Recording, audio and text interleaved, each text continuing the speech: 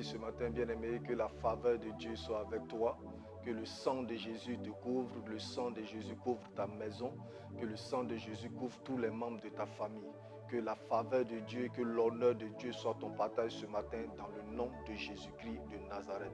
Bienvenue ce matin encore à Connexion Céleste. Je prie que cette méditation puisse bénir ta vie dans le nom de Jésus-Christ.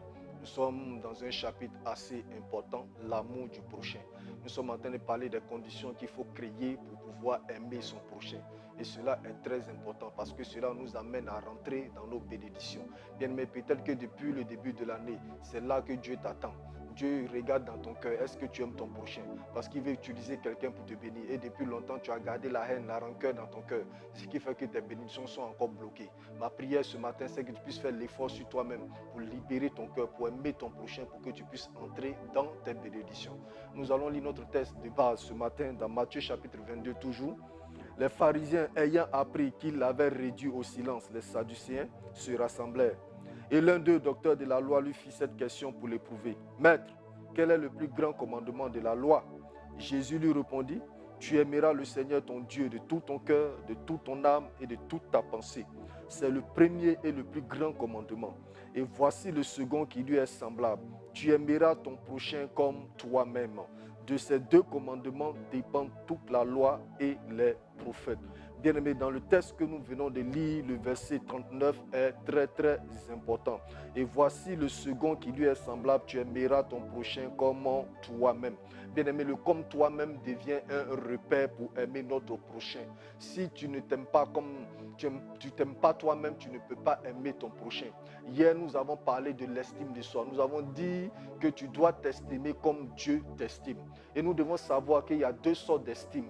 Ce matin, nous allons voir les deux sortes d'estime et cela, certainement, va t'aider. La première chose, c'est la haute estime de soi, c'est-à-dire mieux que les autres. Bien-aimé, si tu penses que tu es mieux que les autres, tu ne pourras jamais les aimer. Tu vas les mépriser. Si tu te sens supérieur aux autres, tu vas les mépriser. La haute estime de soi est une mauvaise chose. Elle amène à haïr les gens, à mépriser les gens. Bien-aimé, cela peut constituer un danger pour ta propre destinée. Qu'est-ce que tu as que Dieu ne t'a pas donné pour que tu puisses te sentir supérieur aux autres? Bien-aimé, celui que tu es en train de mépriser ce matin, celui que tu es en train de haïr aujourd'hui, est-ce que tu sais de quoi Dieu est capable dans sa vie demain?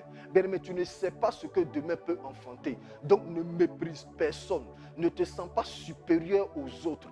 Bien-aimé, si Joseph s'était senti supérieur aux autres lorsqu'il était dans la prison, jamais il n'allait rentrer dans ses bénédictions. Joseph était juif. Les autres étaient des Égyptiens.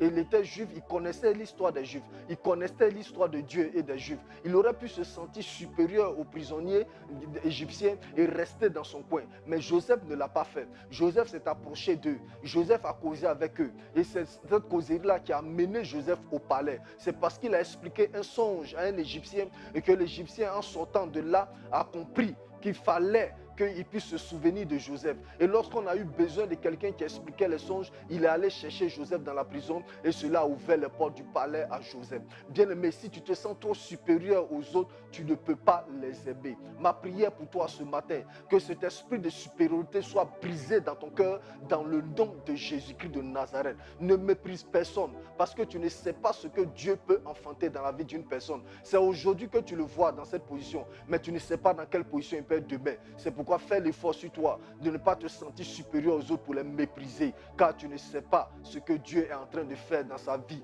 Tu ne sais pas ce que Dieu est en train de faire dans le laboratoire pour ce frère ou pour cette soeur. Bien-aimé, fais l'effort sur toi-même, ne te sens pas trop supérieur aux autres. La deuxième chose qui est aussi mauvaise, c'est la mauvaise estime de soi, se sentir inférieur aux autres. Bien-aimé, si tu te vois mal, tu ne pourras pas aimer les autres. Beaucoup de personnes, à cause du matériel, parce qu'il y a certaines choses qu'ils n'ont pas dans leur vie, se sentent inférieurs aux autres. Bien-aimé, je répète pour toi, tu n'es en compétition avec personne. C'est aujourd'hui que tu n'as rien. Tu ne sais pas ce que Dieu demain peut enfanter dans ta vie. Dieu est en train de préparer de grandes choses dans ta vie. C'est pourquoi Michée pouvait dire à ses ennemis, mon ennemi, ne te réjouis pas à mon sujet. Parce que si je suis tombé, je me relèverai et l'Éternel sera ma lumière. Bien-aimé, c'est aujourd'hui que tu n'es pas exaucé. C'est aujourd'hui que tu es dans le manque. Tu ne sais pas que demain, Dieu peut ouvrir une grande porte pour toi. Beaucoup de personnes se sont couchées dans la misère et se sont réveillées dans la grandeur. Joseph s'est couché dans la prison et lorsqu'il s'est réveillé, il s'est retrouvé au palais. La prochaine nuit que Joseph a passée, c'était au palais. Tu ne sais pas ce que Dieu est en train de préparer pour toi. C'est pourquoi ne te sens pas inférieur aux autres, mais estime-toi comme Dieu t'estime. C'est une mauvaise chose que de se sentir inférieur aux autres. Parce que si tu te sens inférieur aux autres, tu ne pourras jamais les aimer. Tu vas les haïr, tu seras aigri et tu ne pourras pas les aimer. Tu vas te sentir inférieur et chaque fois que les gens seront rassemblés et que tu viendras au milieu d'eux, tu te sentiras inférieur à eux. C'est une mauvaise manière de se voir. Vois-toi comme Dieu te voit et ainsi tu pourras aimer les autres. Bien-aimé, la haute estime de soi n'est pas une bonne chose. La mauvaise estime de soi n'est pas aussi bonne chose. En conclusion, ce que tu dois faire, c'est de t'estimer comme Dieu t'estime. Shalom à toi.